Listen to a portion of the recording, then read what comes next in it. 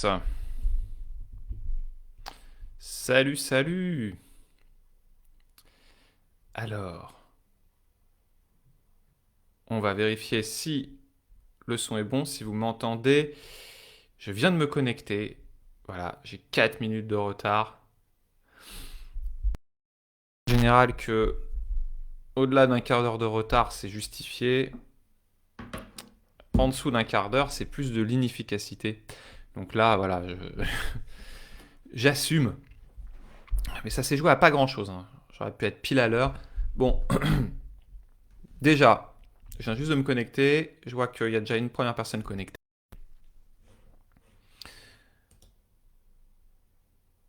Il est midi 5, deux personnes. Ok, ça commence à monter. Bonjour, m'entendez-vous? Me voyez-vous?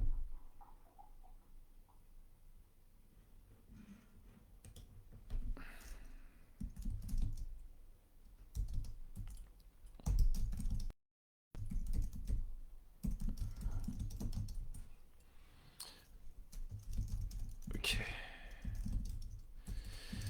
Me voyez-vous? M'entendez-vous? J'attends d'avoir au moins quelques réactions avant de commencer vraiment.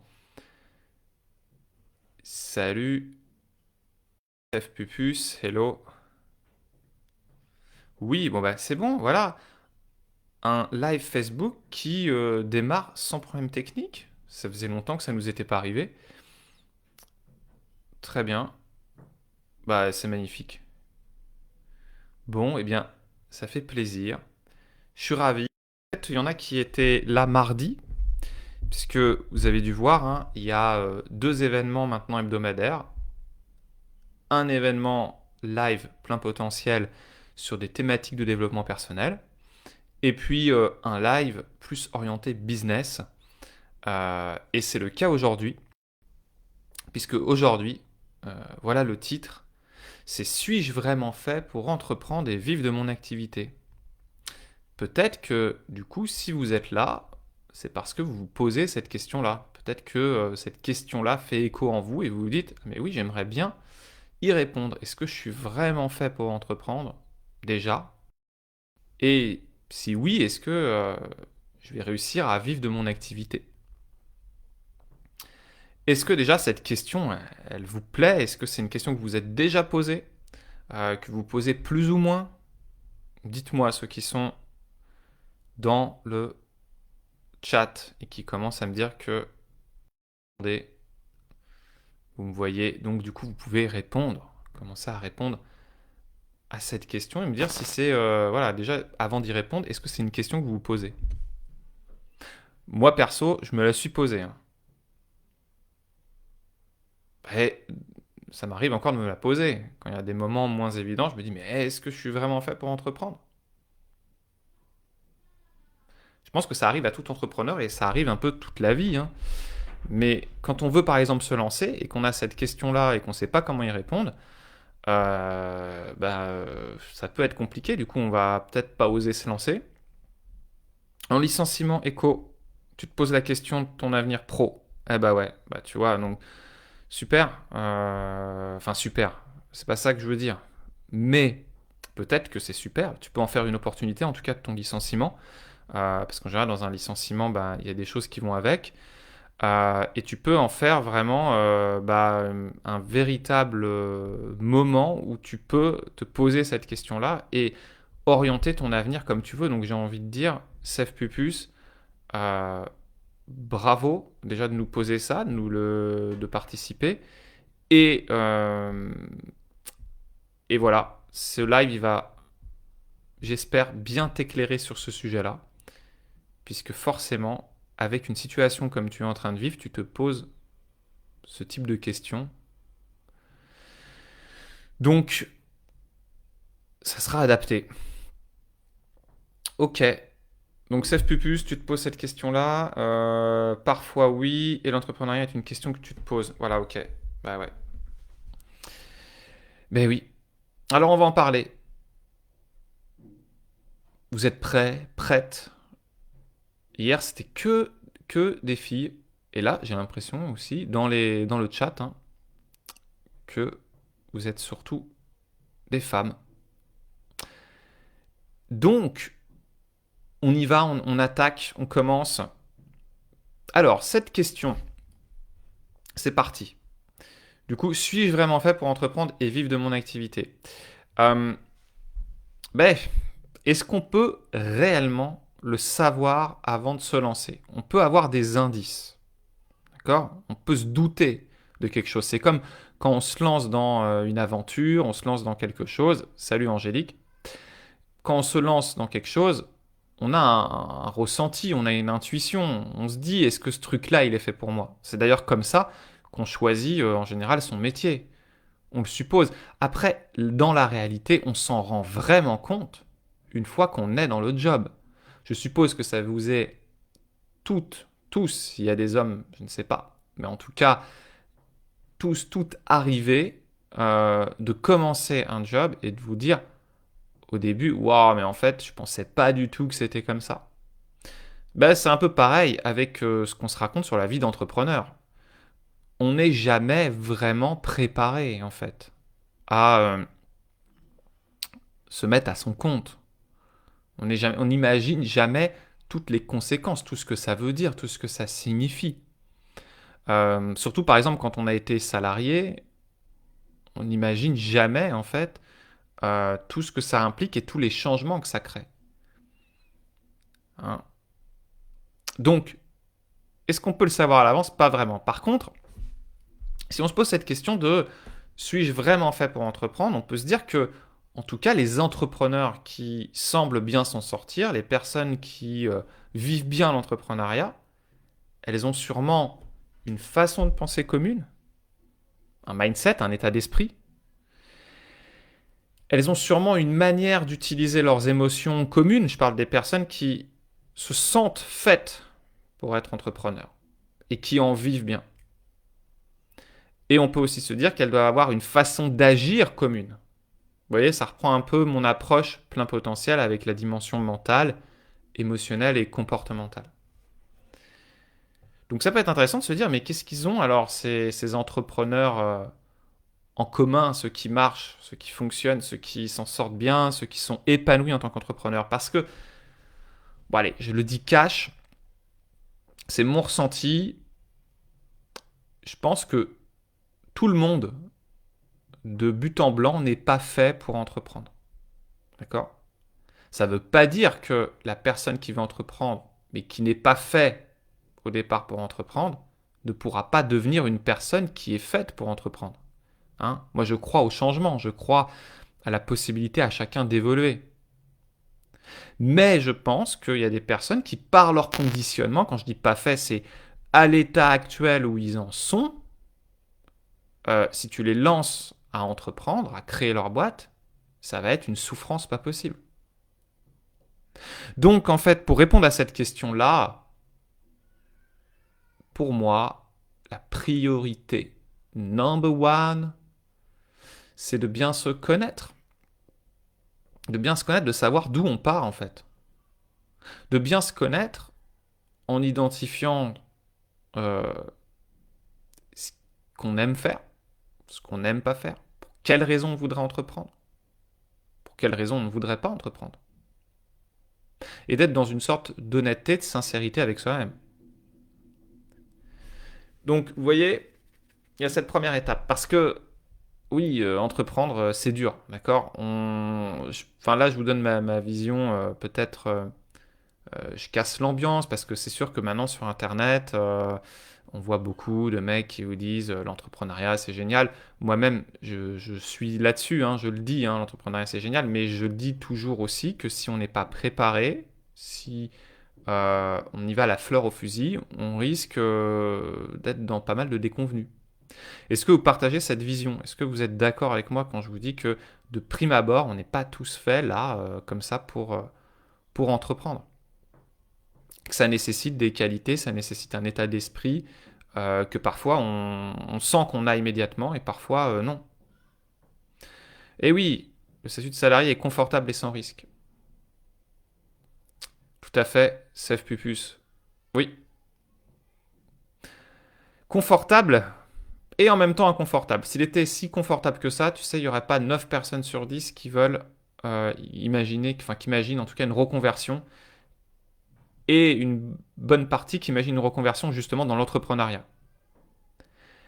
Donc il est confortable, je suis d'accord avec toi, il t'amène la sécurité et l'argent, mais il est inconfortable dans le sens qu'il peut provoquer chez beaucoup de personnes de l'ennui, perte de sens. Le qu'est-ce que je fous là? Oh merde, c'est lundi, faut que j'aille bosser, faut que j'aille voir mon boss.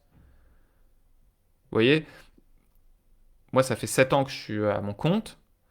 Euh, alors je travaille énormément, mais j'ai pas forcément l'impression de travailler à plein de moments.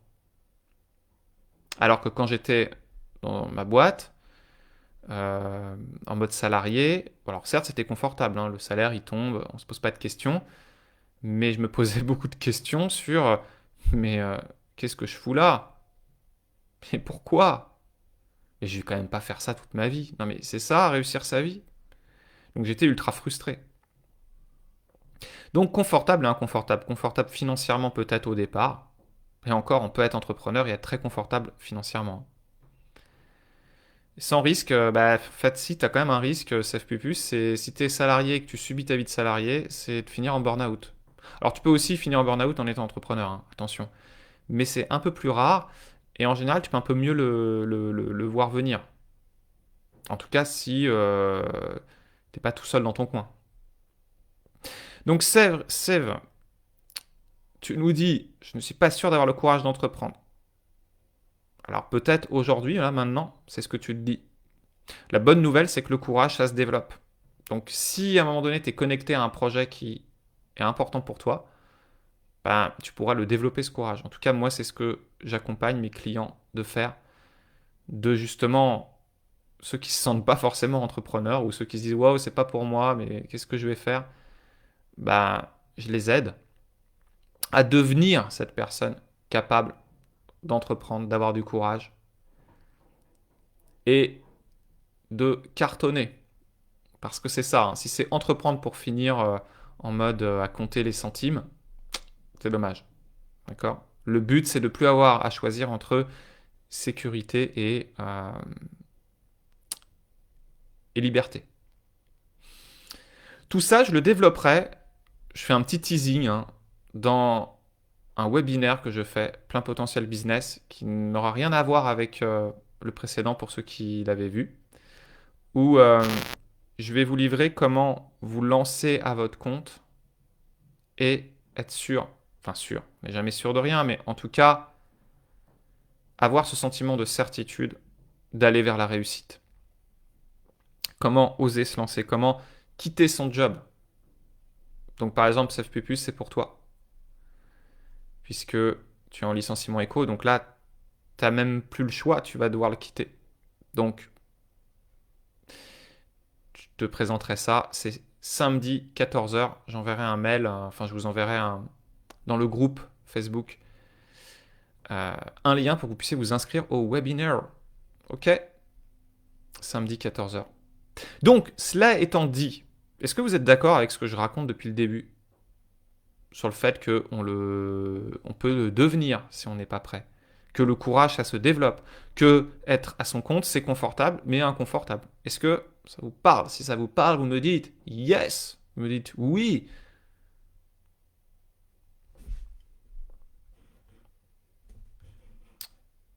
Dites-moi.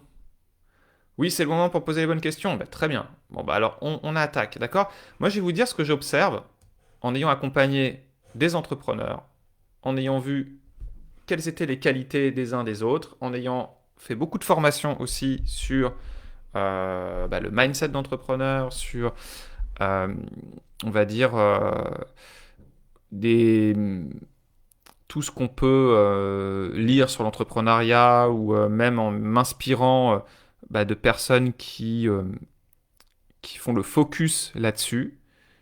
Euh, voilà ce que j'ai noté, hein. Donc,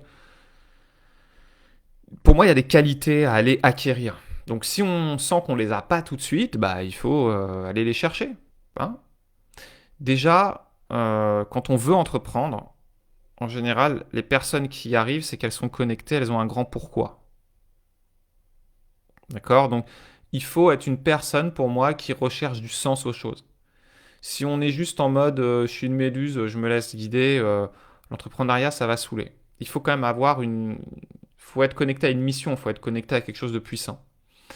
Euh, donc c'est pour ça que en général les entrepreneurs qui réussissent, ils sont dans le sens du détail. C'est important. Il y a une idée de précision quand on veut être entrepreneur, c'est on veut vendre tel produit de telle façon à telle personne. Vous voyez? C'est pas bah tiens, je vais vendre des chouquettes quoi. Ok, je sais pas pourquoi j'ai dit ça. Mais c'est le mot qui m'est venu, donc je l'assume. Vous voyez, c'est ça le truc. Il y a un sens du détail. Il y a une idée de dépassement de soi. C'est un entrepreneur, il dit qu'il va aller plus haut. Sinon, il plafonne. Si tu plafonnes, tu euh, tu t'écroules au bout d'un moment, hein. Le non-changement euh, t'enlise. Donc il y a l'idée de mettre ouais, la barre plus haut, quoi, tout simplement, hein. D'être capable d'essayer quelque chose, puis de réessayer encore par-dessus. De faire une étape, puis une autre étape. En fait, faire des itérations. D'accord. Les entrepreneurs qui arrivent, c'est ceux qui ne se découragent pas au premier essai. Ok. Là, je vous livre en vrac, hein, ce que j'ai noté chez mes clients qui s'en sortent, qui sont épanouis, heureux en tant qu'entrepreneurs.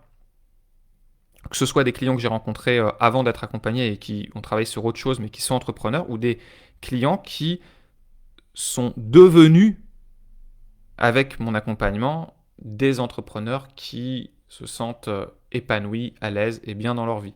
Ok. Donc c'est des observations de mon expérience et aussi de ce que j'ai pu voir, suivre dans des groupes, dans des expressions d'entrepreneurs. Ok. Ensuite, bon, on va pas se voiler la face, il faut quand même une capacité de travail, hein. Donc ça, pareil, ça se développe, ça s'apprend. C'est arriver à persévérer, travailler dur, d'accord. Mais on n'est pas obligé de travailler dans la douleur, attention. Mais la plupart du temps, les personnes qui se sentent bien entrepreneurs, c'est des personnes qui sont capables de, quand il le faut, boum, bombarder, quoi. À son compte, ça veut dire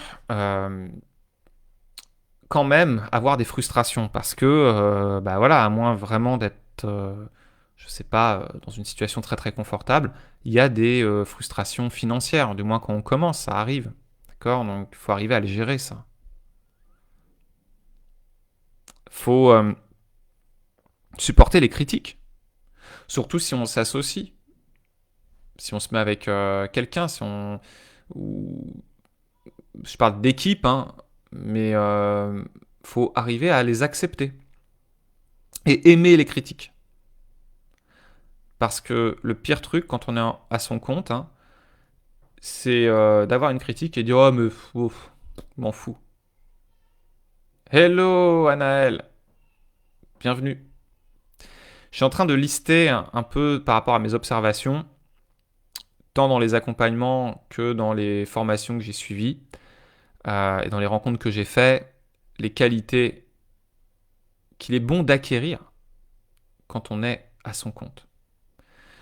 Donc voilà, être capable de vivre les critiques, les frustrations.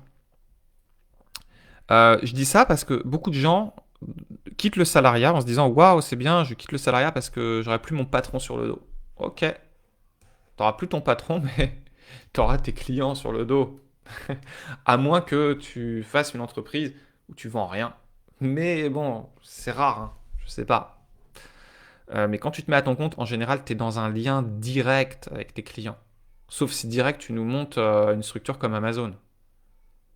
Hein, mais je suis pas sûr. Quand tu te lances à ton compte, tu passes du salariat à l'entreprise. En général, tu commences soft, en statut auto-entrepreneur, tu vois tes clients. Ça dépend dans quel domaine, hein.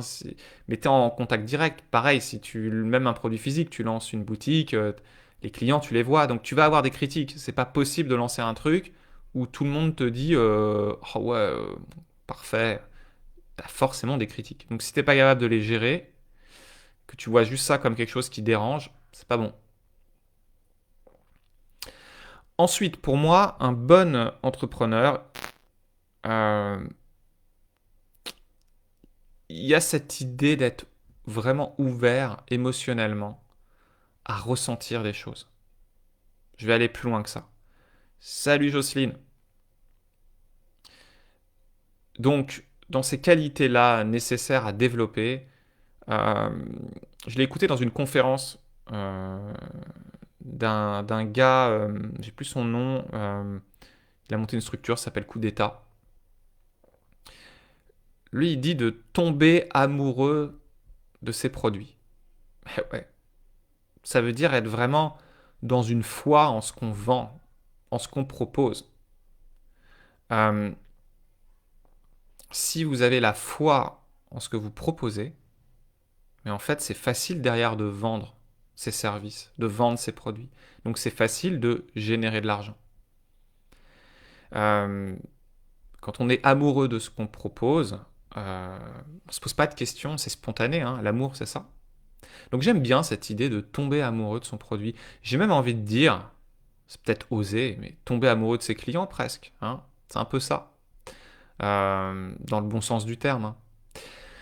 En fait, voilà, c'est être dans ouais, l'amour de proposer des choses positives. Mais alors, il y en a qui vont me dire, ouais, mais attends, ouais, tu dis ça parce que toi, tu es dans le coaching, donc voilà, t'as un pourquoi très fort, forcément, quand on est dans ce métier, voilà. Mais pas forcément. Je prends un exemple classique. Regardez ce qu'on peut se raconter autour d'un produit. Il y a bougie et bougie, par exemple. Hein. Prenez la bougie à 2 euros chez Casa et prenez la bougie My Jolly Candle, par exemple. Hein. Oh, je fais de la pub, un placement de produit, mais c'était pas prévu. Ben voilà, c'est pas la même histoire, ça raconte pas la même chose. Il y en a un, c'est une bougie, voilà, c'est juste j'allume, je mets une flamme, et l'autre, c'est il y a une odeur qui se dégage, il y a un moment privilégié, il y a un design, il y a voilà. Donc c'est possible en fait de tomber amoureux de son produit quel qu'il soit. Il faut juste que votre produit soit en adéquation avec vos valeurs. Et ça se travaille, ça se définit. Des fois, c'est pas évident. Donc, voilà. Vous êtes d'accord avec cette idée-là? Tomber amoureux de ses produits, de ses clients, d'être vraiment dans l'amour et que ça, c'est possible de le faire, qu'on soit à vendre n'importe quoi en fait. Hein. C'est comme un plat. On dit souvent un plat, il faut qu'il soit cuisiné avec amour. Ça n'a pas le même goût. Bah, c'est pareil. En tout cas, c'est comme ça que je le vois. Et c'est comme ça que je vois les clients qui cartonnent, qui sont entrepreneurs. Ils sont quand même connectés à quelque chose de fort et il y a de l'amour dans tout ça. Ensuite, être entrepreneur, c'est un peu mettre son ego de côté. Hein. Euh, parce que si on est dans l'ego de ouais, je sais tout faire, je sais tout bien faire, j'ai besoin de personne, ouais, peut-être qu'on va développer des choses, mais on va se priver euh, d'apports extérieurs. Tu vois, typiquement, euh, être à son compte, c'est aussi d'aller chercher des personnes qui sont meilleures que nous. J'aime bien cette idée que travailler avec meilleur que soi est euh, quelque chose qui tire vers le haut, de positif. Alors ça nécessite de mettre son ego de côté, de reconnaître qu'il y a des gens meilleurs que soi. Et même les gens meilleurs que soi, il y a encore meilleurs qu'eux. Après, alors meilleur, c'est pas du jugement, hein, mais meilleur, ça veut dire peut-être qui a déjà obtenu les résultats que je veux avoir. Être entrepreneur, rester dans son coin, se dire j'ai besoin de personne, c'est mort. Donc, tu veux réussir à ton compte, tu vas être épanoui, tu vas être connecté à un grand pourquoi, vendre quelque chose qui te plaît, qui fasse du bien au monde et à tes clients, entoure-toi de personnes qui ont déjà franchi cette étape, qui sont déjà un minimum en place. Tu n'es pas obligé de prendre le, le, le, le meilleur du meilleur dans son domaine, mais juste quelqu'un qui est un peu meilleur que toi. Un petit peu, ça suffit. Ça va? Anaël qui nous dit je suis assez d'accord. Ouais, ravi.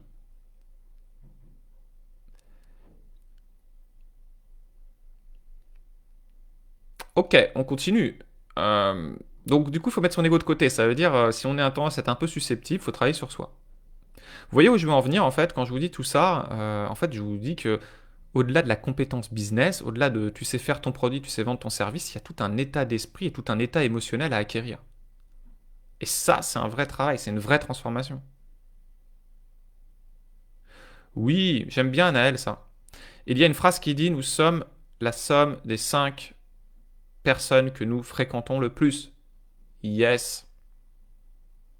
Posez-vous toutes et tous la question, euh, c'est qui les 5 personnes que je fréquente le plus? Merci Anaël, parce que c'est un point très important ce que tu dis.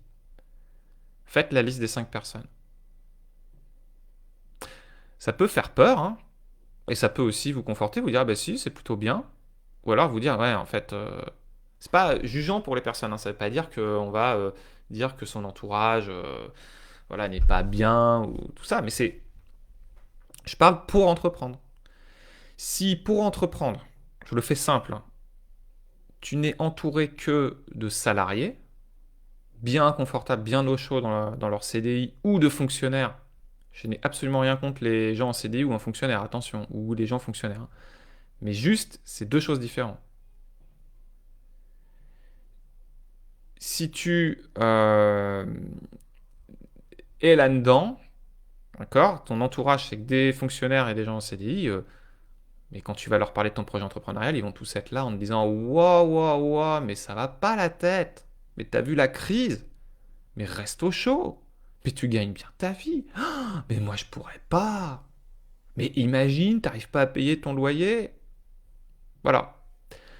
Donc, vous voyez ce truc-là? Voilà. Séverine qui nous fait de la pub pour les bougies. Ok. Eh ben merci. Donc, bon, euh, voilà, hein, c'est clair. Vous avez compris le concept, hein. Donc, tout à fait. Si vous fréquentez que des gens qui n'ont pas fait le pas, vous n'allez pas le faire. Ensuite, qu'est-ce que je peux vous livrer? Être dans l'envie de faire mieux chaque jour, hein. Il faut vraiment avoir une envie de se dépasser, hein. Sinon, on stagne, on plonge. Capable de créer du changement. Si vous êtes dans le changement me fait peur, je veux pas changer, je veux rester dans ma zone de confort, ça va pas le faire. Il doit y avoir une obsession pour le bien, une obsession euh, pour le mieux, la réussite. Vous voyez, pourquoi les Américains, voilà, je sais, je les idéalise, mais franchement, j'aime bien, je l'assume, hein, j'aime bien la mentalité américaine pour certaines choses. C'est que les Américains, alors c'est des grosses généralités, hein, vous allez me dire oui, mais non, pas tous. Oui, d'accord, on fait tous des généralités, sinon on peut parler de rien. Mais quand même, la plupart du temps, les Américains, faut se le dire, ils ont un état d'esprit qui est propice à l'entrepreneuriat. Dans le sens que ils vont être heureux quand tu réussis. Alors que, j'aime pas ces généralités, mais quand même, en France et dans les pays voisins, c'est euh, mal vu de réussir. Enfin, mal vu. C'est des généralités, hein, j'en ai conscience. Mais vous le sentez, il y a souvent un peu le côté jalousie, voilà. C'est, on a du mal à se réjouir pour la réussite de quelqu'un.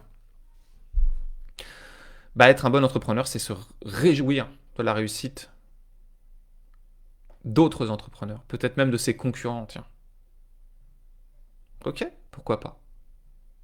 Pourquoi pas? Why not, hein? Ça vous parle, ça?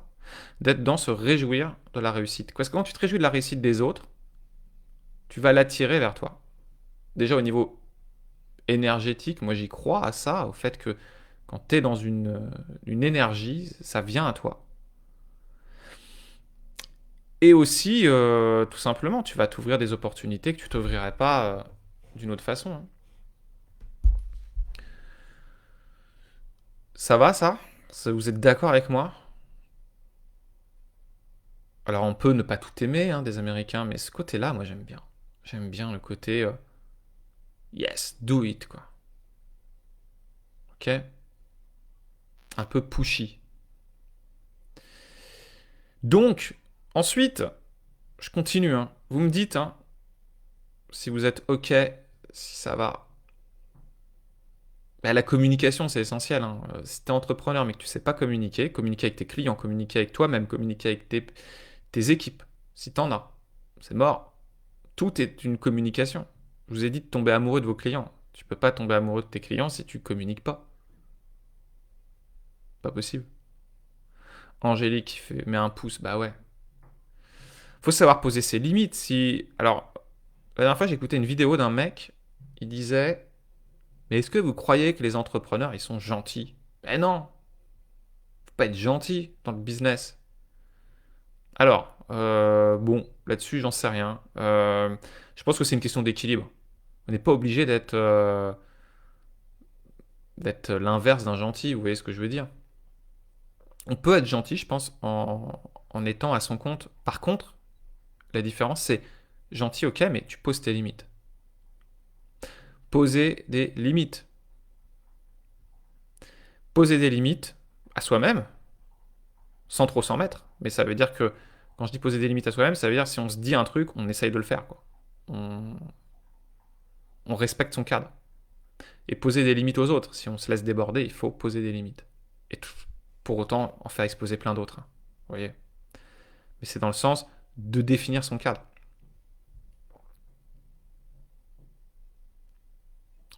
Ça va, ça?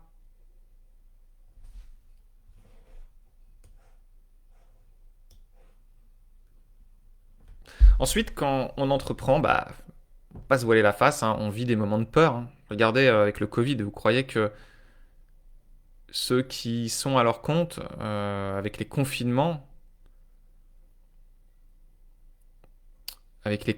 divers et variés, ils ont flippé. Beaucoup d'entrepreneurs ont eu peut-être la peur de leur vie, ceux qui sont à leur compte, d'accord?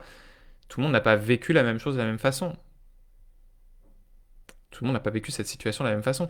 Quand on est... de toute façon, je ne veux pas opposer juste les CDI, les entrepreneurs, hein. Je ne dis pas ça. Mais quand on est en CDI ou qu'on est garanti de l'emploi, des choses comme ça, et qu'il y a les épisodes Covid, c'est pas la même chose.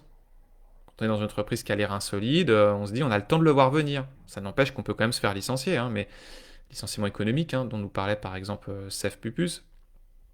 Mais euh, ça c'est pas vécu de la même façon. Donc il faut quand même avoir les nerfs solides. Dans le sens que il faut être habitué à vivre avec la peur. La peur fait partie euh, du job d'entrepreneur. Et donc je suis désolé pour ceux qui disent ouais mais moi je voudrais me lancer quand j'aurai plus peur. Non mais t'auras peur. C'est normal d'avoir peur. La peur n'existe pas, hein.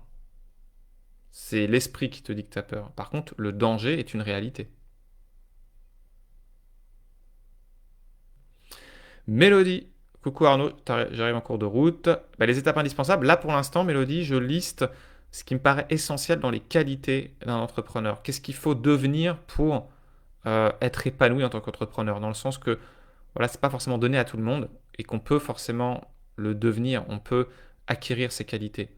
Mélodie, j'en reparlerai tout à l'heure, mais pour les étapes indispensables pour réussir à devenir entrepreneur, je t'en parle dans un webinaire samedi 14h. C'est un événement, je le publierai là tout à l'heure. Ok? Où on ira sur encore plus précisément. Mais là, aujourd'hui, c'est déjà de voir, ok, voilà les différentes qualités. Ah ouais, quand la famille dépend intégralement de nous. Alors attention, je ne sais pas de quoi exactement tu me parles, CFPPus, mais quand on parle de dépend de nous, il faut aussi arriver en tant qu'entrepreneur à ne pas se rendre indispensable aux autres. Sinon, on ne peut plus avoir l'énergie, le temps pour son projet. Donc ça aussi, c'est un vaste sujet, c'est savoir, d'une certaine manière, faire la part des choses.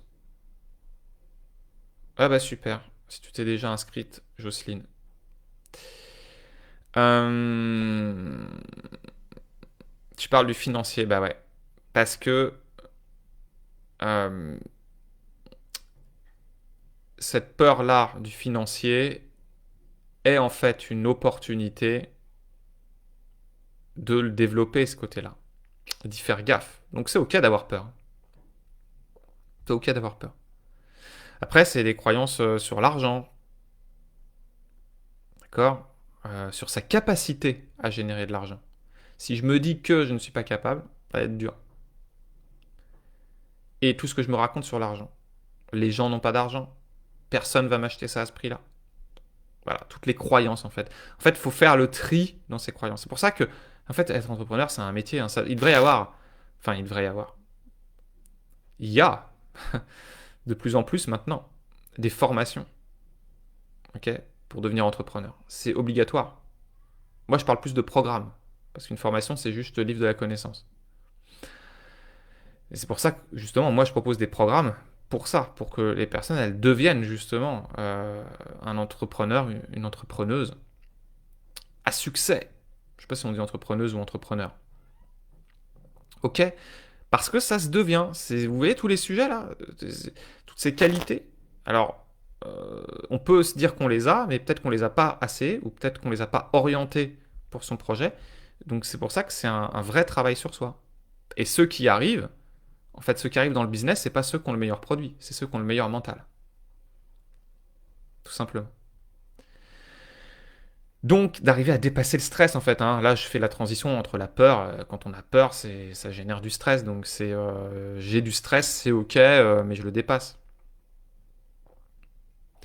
Toujours aller de l'avant. Accepter de déplaire. De toute façon, quand on vend quelque chose, on doit être un peu clivant. Hein.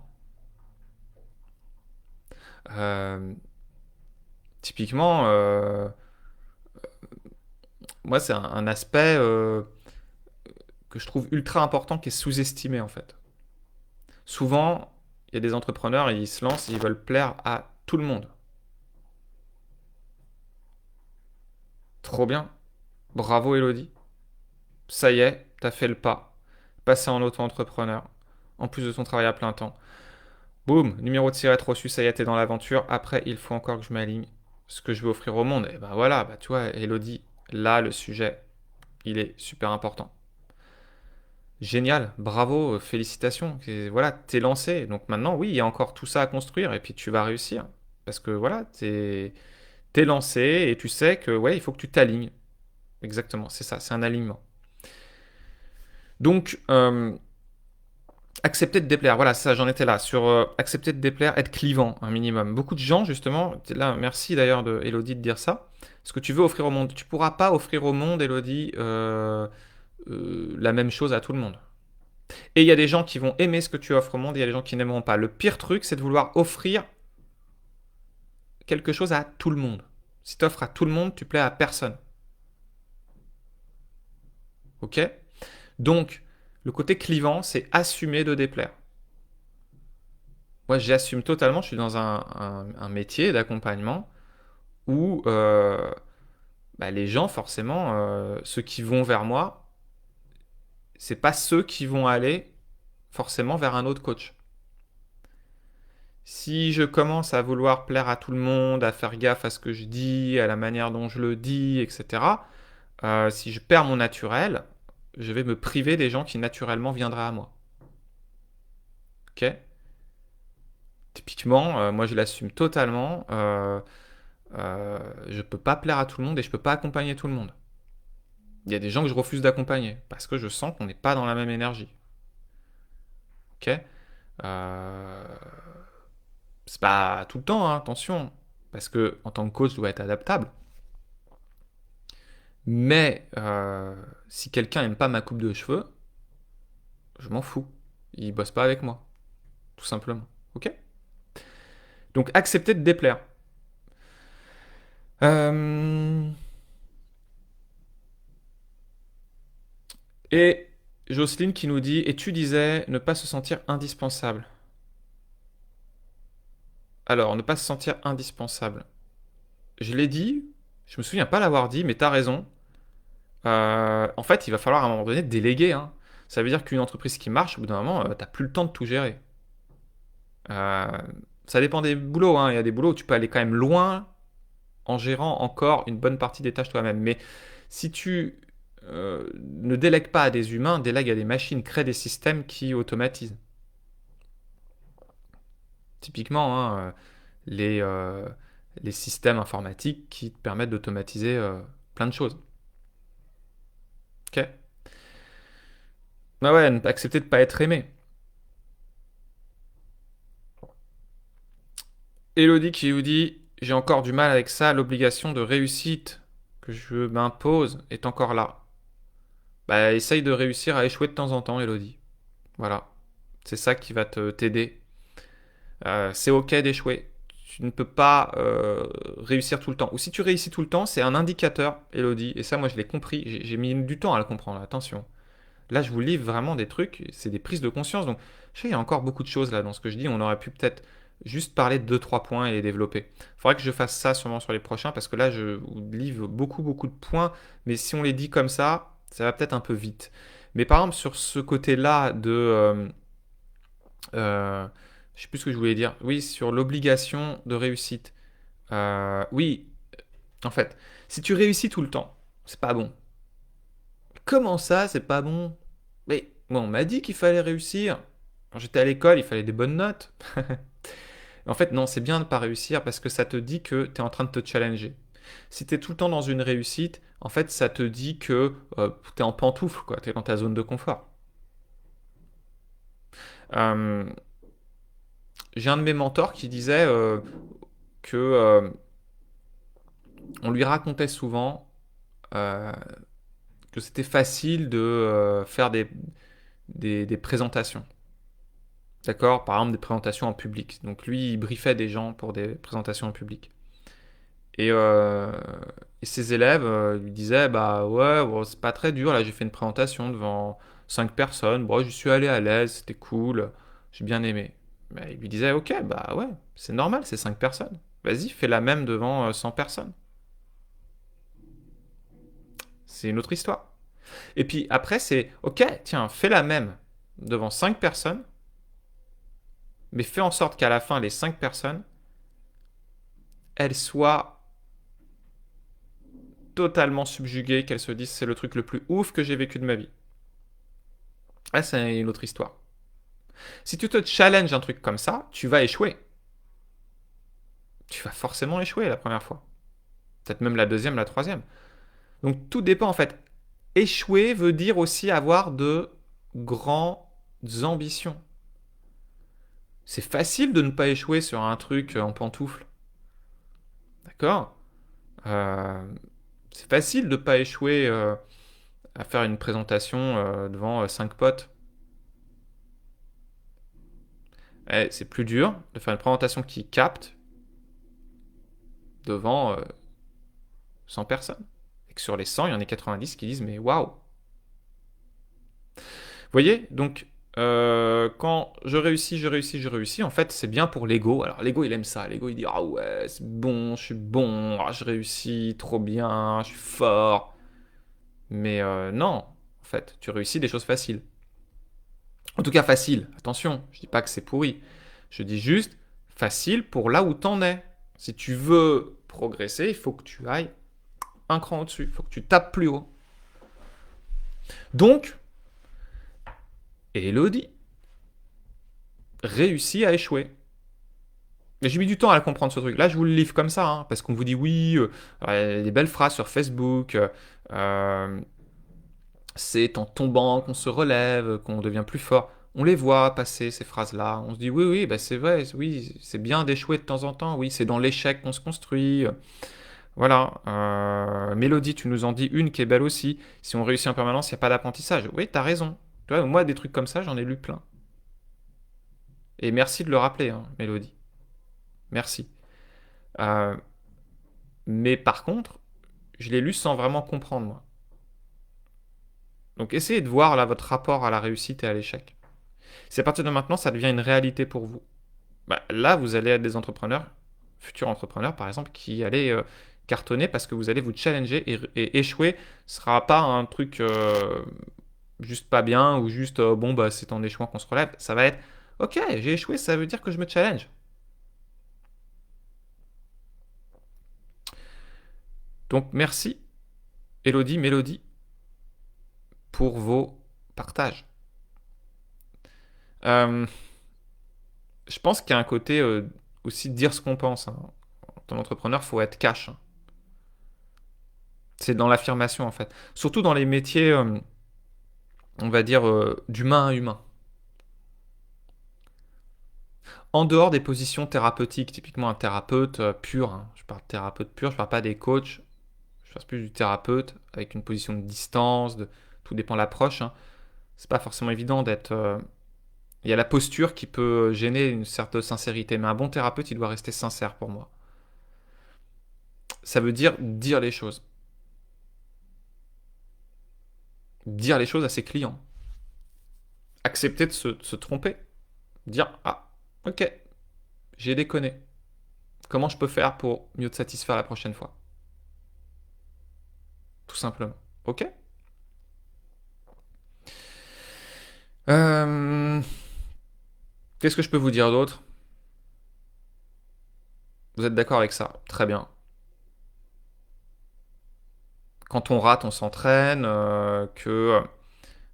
Voilà, le passage à l'action, c'est très important. Il y en a beaucoup qui disent. J'en parlais justement. Regardez le live d'hier sur le passage à l'action, si vous voulez en savoir plus là-dessus. L'importance du passage à l'action. Attention, quand on est entrepreneur, il y a un critère qui est ultra important, c'est passage à l'action, mais pas n'importe comment. D'accord? Passage à l'action puissant et orienté. Si tu passes à l'action comme un chien fou, tu te disperses. Et donc, pour moi, il y a un critère ultra important, c'est la capacité à être focus.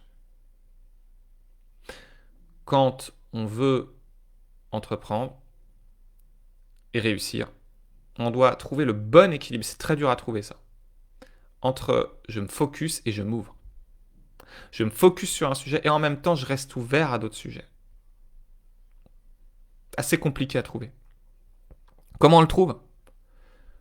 En étant aligné. Quelqu'un parlait d'alignement tout à l'heure. Il faut encore que je m'aligne, je ne sais plus qui disait ça. Mais quand tu es aligné, tu sais sur quoi tu as envie de mettre ton énergie. Donc ça veut dire que même dans les outils, même dans ta manière de vendre, tu dois être aligné à ça. Typiquement, la manière dont tu vas présenter les choses, le canal que tu vas utiliser. Tu vois, moi, pendant des années, j'étais en mode un peu réfractaire, Internet, tout ça, réseaux sociaux, c'est pas moi, ça me correspond pas, c'est pas du vrai. Mais c'est des conneries tout ça. C'est des croyances que j'avais.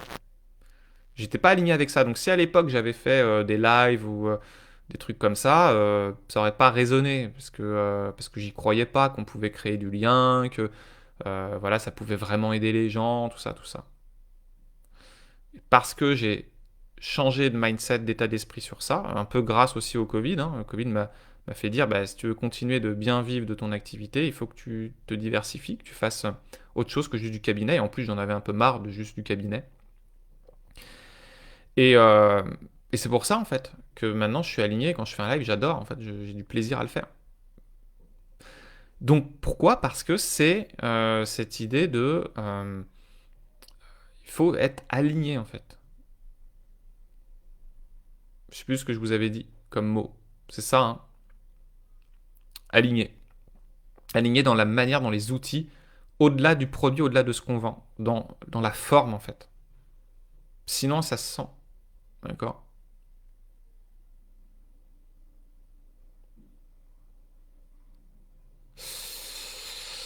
Ah ouais. Ça, j'y vais là-dessus. Parce que ça, c'est capital. Et moi, ça m'a freiné dans mes débuts. Maintenant, ça me freine plus du tout. Je suis même un peu un ouf. C'est le fameux dépense vs investissement. Quand tu es un entrepreneur qui réussit. Oui, exactement, Jocelyne. C'était le bon moment pour moi. Dans l'exemple que je vous ai donné, pas forcément dû à la crise. Je pense que la crise a facilité. C'est un peu les deux en fait. Je pense que c'était une jonction. Tu sais, des fois on dit les planètes s'alignent. En fait, j'avais déjà commencé avant la crise à refaire mon site, à commencer à m'intéresser un petit peu aux réseaux sociaux. Quelques mois avant. Et puis après, boum, la crise. Peut-être que j'ai des capacités divinatoires, j'en sais rien. Mais je le sentais que c'était par là qu'il fallait que j'aille. Et donc là, le fameux dépense, coût vs investissement. Je sais pas si c'est là-dessus que tu dis j'adore. Elodie, mais ça, faut que je vous le fasse, hein. Avant, je voyais une formation, je voyais un coaching, parce que moi aussi je me fais coacher, où j'ai été voir des thérapeutes. Voilà, quand on est coach, on travaille sur soi. Et avant d'avoir cet état d'esprit, on va dire, plus profitable à ma réussite, c'était un coût. C'était oh là là, wow, faut que je paye tant. Oh là là, ah, ce programme il est bien, mais waouh, c'est cher. Non, mais ça c'est mort. Quand tu veux vraiment aller à un haut niveau et être un entrepreneur qui réussit, qui cartonne, il faut voir une dépense comme un investissement. Si tu le vois comme un investissement, tu vas aller choisir quel est le meilleur investissement. Et tu vas assumer ton investissement.